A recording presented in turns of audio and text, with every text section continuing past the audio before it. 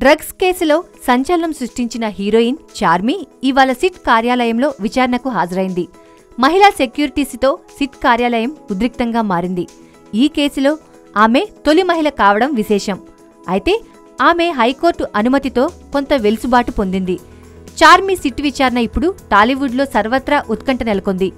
ఆమెకు హైకోర్టులో కొంతమేరకు ఊరట లభించింది. మహిళా అధికారుల సమక్షంలోనే విచారణ చేయాలని కోర్టు స్పష్టం చేసింది. ఉదయం 10 గంటల నుంచి సాయంత్రం 5 గంటల వరకు విచారించాలని, ఇంకా విచారించాలంటే మరుసటి రోజు సమయం తీసుకోవాలని తెలిపింది. ఆమె అనుమతి లేకుండా రక్త నమూనాలు, వెంట్రుకలు, గోళ్లు సేకరించడానికి వీల్లేదని స్పష్టం చేసింది.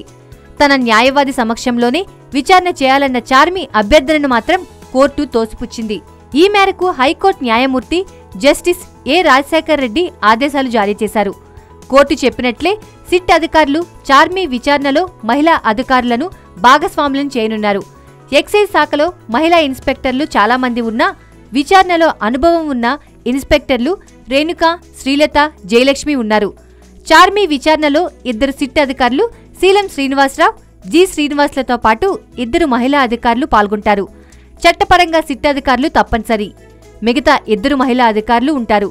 ఇదివరకే చార్మి విచారణకు రేణుక అనే ఇన్స్పెక్టర్ను ఖాయం చేశారు. ఆమెతో పాటు శ్రీలత లేదా జయలక్ష్మి పాల్గొనే అవకాశం ఉంది.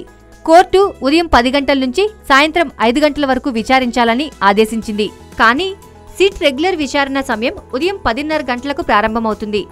ఈ విషయమై ఎక్సైజ్ ఉన్నతాధికారులు చార్మి తండ్రితో మాట్లాడుతున్నారు.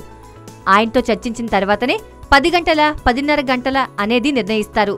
డ్రగ్స్ కేసులో ఎక్సైజ్ శాఖ అధికారులు ఈ నెల 12న ఇచ్చిన నోటీసులపై సినీ నటి చార్మి కౌర్ అలియాస్ సర్దీప్ కౌర్ హైకోర్టును ఆశ్రయించారు.